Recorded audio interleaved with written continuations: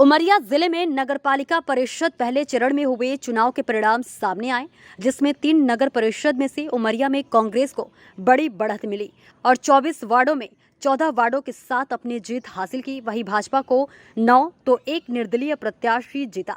इसी तरह चंदिया के 15 वार्डों में भाजपा 4, कांग्रेस 3 तो निर्दलीय 4 व 1 बीएसपी पार्षद ने जीत हासिल की।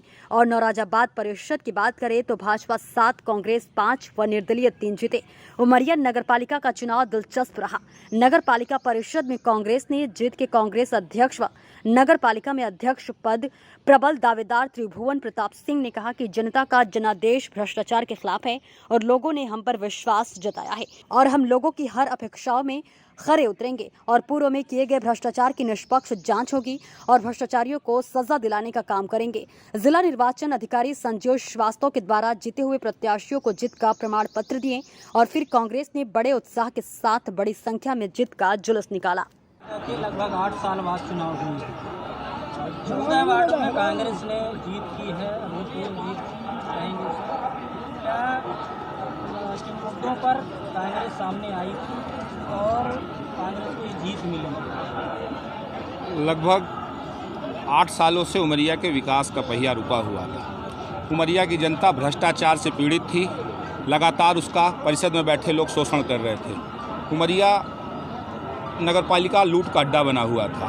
जनता देख रही थी कि वार्डों में गंदगियों का अंबार है, लाइट नहीं जल रही है, सड़कें बदहाल हैं वार्डों के अंदर। इस बुरी स्थिति से उमरिया को वापस लाने के लिए उमरिया की जनता ने कांग्रेस पर फिर विश्वास जताया है। मैं उमरिया की जनता का कोटिशः आभार व्यक्त करता हूं कि जिन्होंने अच्छे बहुमत से कांग्रेस की परिषद बैठाई। आगे आने वाले 5 सालों में कांग्रेस का क्या एजेंडा होगा नगर के विकास के लिए? कांग्रेस की परिषद जैसे बैठती है, उमरिया के विकास में कोई कसर नहीं छोड़ी जाएगी।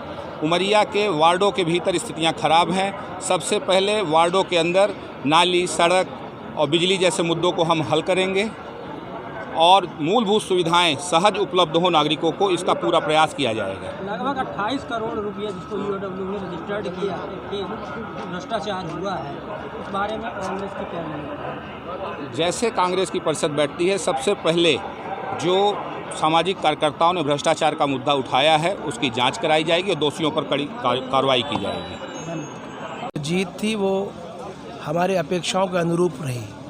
हमको उम्मीद थी, जो प्रचार के दौरान हमारे प्रत्याशियों को स्नेह मिल रहा था, उससे ये तय हो गया था कि इस बार भाजपा की विदाई तय है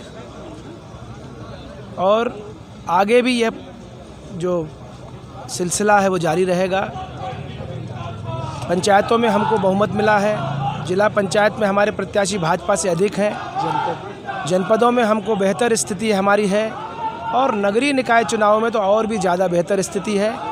ये साबित करता है, ये संकेत देता है कि 23 में जो विधानसभा चुनाव होंगे, उन विधानसभा चुनाव में दोनों सीटें भारतीय जनता पार्टी से छीनकर हम कांग्रेस में के खाते में लाने में कामयाब होंगे।